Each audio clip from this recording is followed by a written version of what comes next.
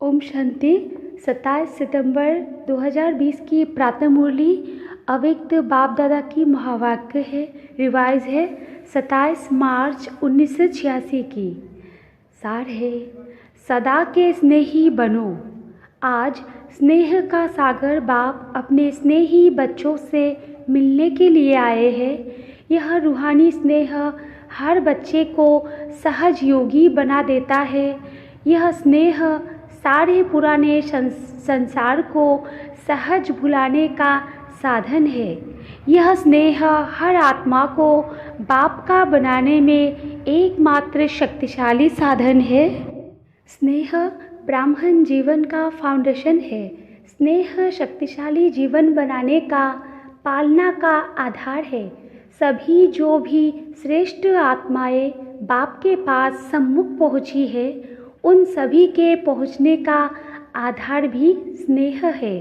स्नेह के पंखों से उड़ते हुए आकर मधुवन निवासी बनते हैं।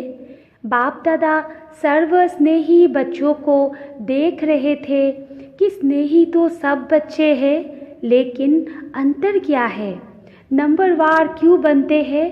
कारण स्नेही सभी है, लेकिन कोई है सदा स्नेही और कोई है स्नेही, और तीसरे है समय प्रमाण स्नेह निभाने वाले। बाप दादा ने 3 प्रकार के स्नेही देखे। जो सदा स्नेही है वो लवलीन होने के कारण मेहनत और मुश्किल से सदा ऊंचे रहते हैं।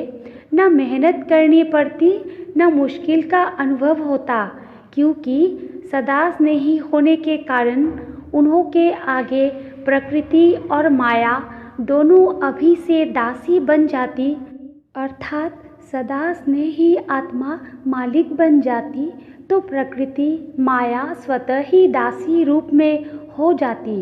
प्रकृति माया की हिम्मत नहीं जो सदा स्नेही का समय व संकल्प अपनी तरफ लगावे।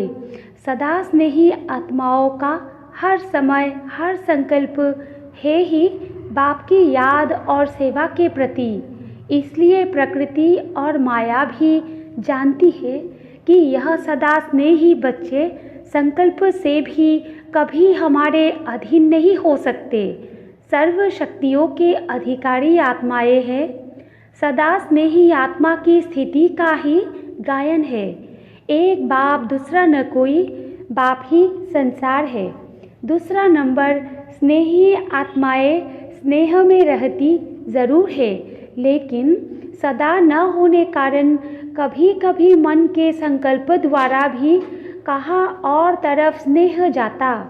बहुत थोड़ा बीच बीच में स्वयं को परिवर्तन करने के कारण कभी मेहनत का कभी मुश्किल का अनुभव करते, लेकिन बहुत थोड़ा जब भी कोई प्रकृति व माया का सूक्ष्म वार हो जाता है तो ऊंची समय स्नेह के कारण याद जल्दी आ जाती है और याद की शक्ति से अपने को बहुत जल्दी परिवर्तन भी कर लेते हैं। लेकिन थोड़ा सा समय और फिर भी संकल्प मुश्किल या मेहनत में लग जाता है। कभी कभी स्नेह साधारण हो जाता, कभी कभी स्नेह में लवलीन रहते।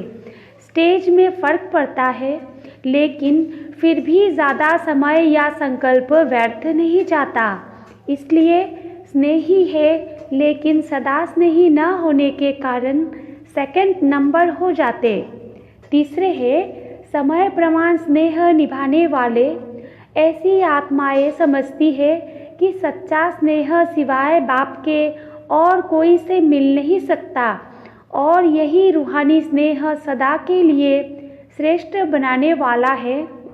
ज्ञान अर्थात समझ पूरी है और यही स्नेही जीवन प्रिय भी लगती है, लेकिन कोई अपनी देह के लगाव के संस्कार या कोई भी विशेष पुराना संस्कार व किसी व्यक्ति व वस्तु के संस्कार व व्यर्थ संकल्पों के संस्कार वश कंट्रोलिंग पावर न होने के कारण व्यर्थ संकल्पों का बोझ है, व संगठन की शक्ति की कमी होने के कारण संगठन में सफल नहीं हो सकते।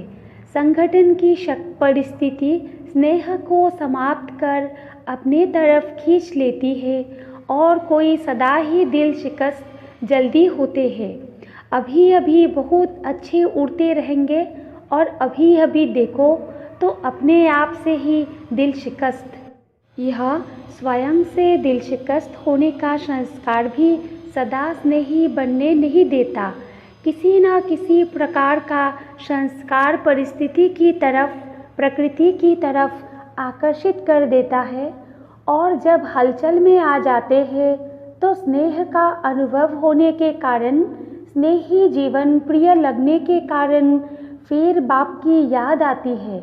प्रयत्न करते हैं कि अभी फिर से बाप के स्नेह में समा जावे तो समय प्रमाण, परिस्थिति प्रमाण हलचल में आने के कारण कभी याद करते हैं, कभी युद्ध करते हैं। युद्ध की जीवन ज़्यादा होती और स्नेह में समाने की जीवन उसके अंतर में कम होती है, इसलिए तीसरा नंबर बन जाते हैं। फिर भी विश्व की सर्व आत्माओं से तीसरा नंबर भी अति श्रेष्ठ ही कहेंगे, क्योंकि बाप को पहचाना, बाप के बने, ब्राह्मण परिवार के बने, ऊंचे से ऊंची ब्राह्मण आत्माएं ब्रह्म कुमार कुमारी कहलाते, इसलिए दुनिया के अंतर में वो भी श्रेष्ठ आत्माएं हैं। लेकिन संपूर्णता के अंतर में तीसरा नंबर है। तो स्नेही सभी है, लेकिन नंबरवार है। नंबर 1 सदा स्नेही आत्माएं, सदा कमल पुष्प समान न्यारी और बाप की अति प्यारी है। स्नेही आत्माएं न्यारी है, प्यारी भी है, लेकिन बाप समान शक्तिशाली विजयी नहीं है, लवलीन नहीं है, लेकिन स्नेही है।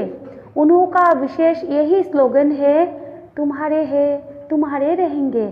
सदा यह गीत गाते रहते, फिर भी स्नेह है, इसलिए 80% सेफ रहते हैं। लेकिन फिर भी कभी कभी शब्द आ जाता, सदा शब्द नहीं आता। और तीसरे नंबर आत्माएं बार बार स्नेह के कारण प्रतिज्ञाएं भी स्नेह से करते रहते, बस अभी से ऐसे बनना है, अभी से यो करेंगे, क्योंकि अंतर तो जानते हैं ना। प्रतिज्ञा भी करते, पुरुषार्थ भी करते, लेकिन कोई ना कोई विशेष पुराना संस्कार लगन में मगन रहने नहीं देता, विघ्न मगन अवस्था से नीचे ले आते, इसलिए सदा शब्द नहीं आ सकता। लेकिन कभी कैसे होने के कारण कोई ना कोई विशेष कमजोरी रह जाती है। ऐसी आत्माएं बाप दादा के आगे रूह रिहान भी बहुत मीठी करते हैं, हुज्जत बहुत दिखाते, कहते हैं डायरेक्शन तो आपके है, लेकिन हमारी तरफ से करो भी आप और पावे हम। हुज्जत से, स्नेह से कहते, जब आपने अपना बनाया है तो आप ही जानो। बाप कहते हैं बाप तो जाने, लेकिन बच्चे माने तो सही। लेकिन बच्चे हुज्जत से यही कहते कि हम माने न माने, आपको मानना ही पड़ेगा। तो बाप को फिर भी बच्चों पर रहम आता है कि है तो ब्राह्मण बच्चे, इसलिए स्वयं भी निमित्त बनी हुई आत्माओं द्वारा विशेष शक्ति देते हैं। लेकिन कोई शक्ति लेकर बदल भी जाते और कोई शक्ति मिलते भी अपने संस्कारों में मस्त होने के कारण शक्ति को धारण नहीं कर सकते। जैसे कोई ताकत की चीज़ खिलाओ और वो खावे ही नहीं तो क्या करेंगे। बाप विशेष शक्ति देते भी है और कोई धीरे धीरे शक्तिशाली बनते बनते तीसरे नंबर से दूसरे नंबर में आ भी जाते हैं। लेकिन कोई बहुत अलवेले होने के कारण जितना लेना चाहिए उतना नहीं ले सकते। तीनों प्रकार के स्नेही बच्चे हैं, टाइटल सभी का स्नेही बच्चे हैं, लेकिन नंबरवार है। आज जर्मनी वालों का टर्न है, सारा ही ग्रुप नंबर 1 है ना। नंबर 1 समीप रत्न है, क्योंकि जो समान होते हैं वो ही समीप रहते हैं। शरीर से भले कितना भी दूर हो, लेकिन दिल से इतने नज़दीक है जो रहते ही दिल में है। स्वयं बाप के दिल तख्त पर रहते हैं। उन्हों के दिल में स्वतः ही बाप के सिवाय और कोई नहीं, क्योंकि ब्राह्मण जीवन में बाप ने दिल का ही सौदा किया है। दिल ली और दिल दी, दिल का सौदा किया है ना। दिल से बाप के साथ रहते हो, शरीर से तो कोई कहाँ रहते। सभी को यहाँ रखे तो क्या बैठ करेंगे। सेवा के लिए तो मधुवन में साथ रहने वालों को भी बाहर भेजना पड़ा, नहीं तो विश्व की सेवा कैसे होती। बाप से भी प्यार है तो सेवा से भी प्यार है, इसलिए ड्रामा अनुसार भिन्न भिन्न स्थानों पर पहुंच गए हो और वहाँ की सेवा के निमित्त बन गए हो। तो यह भी ड्रामा में पार्ट नूंधा हुआ है। अपने हमजिन्स की सेवा के निमित्त बन गए। जर्मनी वाले सदा खुश रहने वाले हैं ना। जब बाप से सदा का वर्षा इतना सहज मिल रहा है तो सदा को छोड़ थोड़ा सा वाह कभी कभी का क्यों लेवे। दाता दे रहा है तो लेने वाले कम क्यों लेवे। इसलिए सदा खुशी के झूले में झूलते रहो। सदा माया जीत प्रकृति जीत विजयी वन। विजय का नगाड़ा विश्व के आगे जोर शोर से बजाओ। आजकल की आत्माएं विनाशी साधनों में या तो बहुत मस्त नशे में चूर है और या तो दुख अशांति से थके हुए ऐसी गहरी नींद में सोए हुए हैं जो छोटा आवाज़ सुनने वाले नहीं है। नशे में जो चूर होता है उनको हिलाना पड़ता है, गहरी नींद वाले को भी हिलाकर उठाना पड़ता है। तो हैमबर्ग वाले क्या कर रहे हैं? अच्छा ही शक्तिशाली ग्रुप है। सभी की बाप और पढ़ाई से प्रीत अच्छी है। जिन्हों की पढ़ाई से प्रीत है वो सदा शक्तिशाली रहते। बाप अर्थात मुरलीधर से प्रीत माना मुरली से प्रीत। मुरली से प्रीत नहीं तो मुरलीधर से भी प्रीत नहीं। कितना भी कोई कहे कि मुझे बाप से प्यार है, लेकिन पढ़ाई के लिए टाइम नहीं, बाप नहीं मानते। जहाँ लगन होती है वहाँ कोई विघ्न ठहर नहीं सकते, स्वतः ही समाप्त हो जाएंगे। पढ़ाई की प्रीत मुरली से प्रीत वाले विघ्नों को सहज पार कर लेते हैं। उड़ती कला द्वारा स्वयं ऊंचे हो जाते, विघ्न नीचे रह जाते। उड़ती कला वाले के लिए पहाड़ भी एक पत्थर समान है। पढ़ाई से प्रीत रखने वालों के लिए बहाना कोई नहीं होता। प्रीत मुश्किल को सहज कर देती है। एक मुरली से प्यार, पढ़ाई से प्यार और परिवार का प्यार किला बन जाता है। किले में रहने वाले सेफ हो जाते हैं। इस ग्रुप को यह दोनों विशेषताएं आगे बढ़ा रही है। पढ़ाई और परिवार के प्यार कारण एक दो को प्यार के प्रभाव से समीप बना देते हैं और फिर निमित्त आत्मा पुष्पाल भी प्यार वाली मिली है। स्नेह भाषा को भी नहीं देखता। स्नेह की भाषा सभी भाषाओं से श्रेष्ठ है। सभी उनको याद कर रहे हैं। बाप दादा को भी याद है। अच्छा ही प्रत्यक्ष प्रमाण देख रहे हैं। सेवा की वृद्धि हो रही है। जितना वृद्धि करते रहेंगे उतना महान पुण्य आत्मा बनने का फल सर्व की आशीर्वाद प्राप्त होती रहेगी। पुण्य आत्मा ही पूज्य आत्मा बनती है। अभी पुण्य आत्मा नहीं तो भविष्य में पूज्य आत्मा नहीं बन सकते। पुण्य आत्मा बनना भी ज़रूरी है। अच्छा, अव्यक्त मूल्यों से चुने हुए प्रश्न उत्तर। प्रश्न: ब्राह्मण जीवन का विशेष गुण, श्रृंगार व खजाना कौन सा है? उत्तर है संतुष्टता। जैसे कोई प्रिय वस्तु होती है तो प्रिय वस्तु को कभी छोड़ते नहीं है। संतुष्टता विशेषता है। ब्राह्मण जीवन के परिवर्तन का विशेष दर्पण है। जहाँ संतुष्टता है वहाँ खुशी ज़रूर है। यदि ब्राह्मण जीवन में संतुष्टता नहीं तो वो साधारण जीवन है। प्रश्न, संतुष्ट मणियों की विशेषताएं क्या होंगी?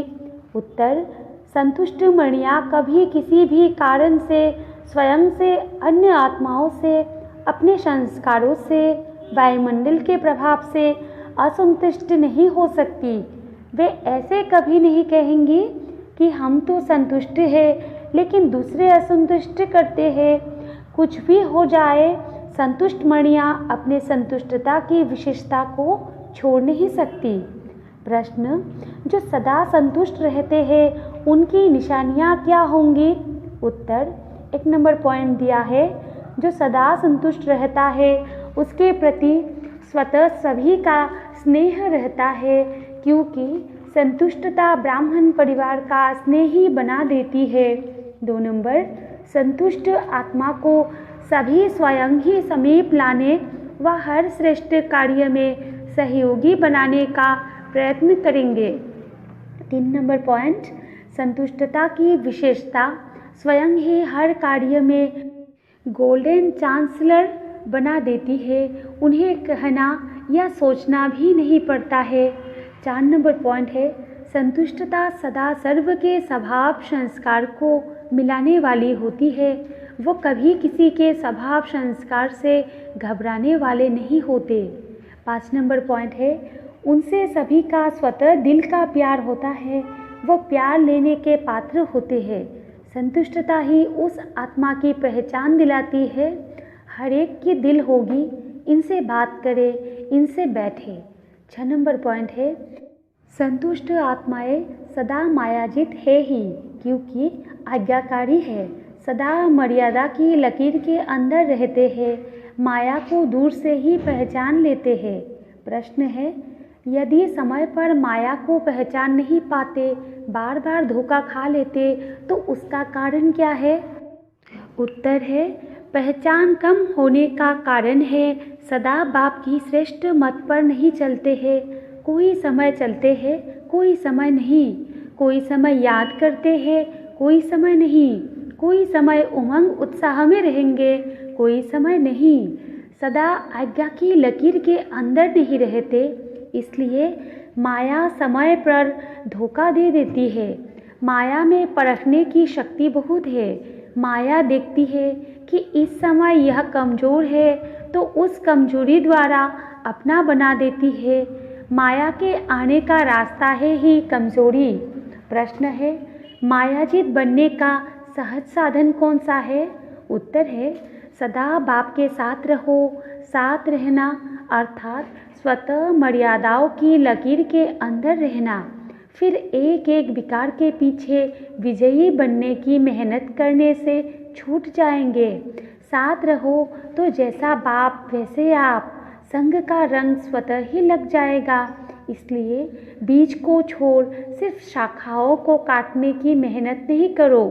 आज कामजित बन गए, कल क्रोधजित बन गए, नहीं, सदा विजयी। सिर्फ बीज रूप को साथ रखो तो माया का बीज ऐसे भस्म हो जाएगा जो फिर कभी भी उस बीज से अंश भी नहीं निकल सकता। वरदान है, हर आत्मा को हिम्मत उल्लास दिलाने वाले रहमदिल विश्व कल्याणकारी भव। विस्तार है, कोई भी ब्राह्मण परिवार में किसी कमज़ोर आत्मा को तुम कमज़ोर हो ऐसे नहीं कहना। आप रहमदिल विश्व कल्याणकारी बच्चों के मुख से सदैव हर आत्मा के प्रति शुभ बोल निकलने चाहिए, दिल शिकस्त बनाने वाले नहीं। चाहे कोई कितना भी कमज़ोर हो, उसे इशारा या शिक्षा भी देनी हो तो पहले समर्थ बनाकर फिर शिक्षा दो। पहले धरनी पर हिम्मत और उत्साह का हल चलाओ, फिर बीज डालो तो सहज हर बीज का फल निकलेगा। इससे विश्व कल्याण की सेवा तीव्र हो जाएगी। स्लोगन है, बाप की दुआएं लेते हुए सदा भरपूरता का अनुभव करो। अच्छा, ओम शांति।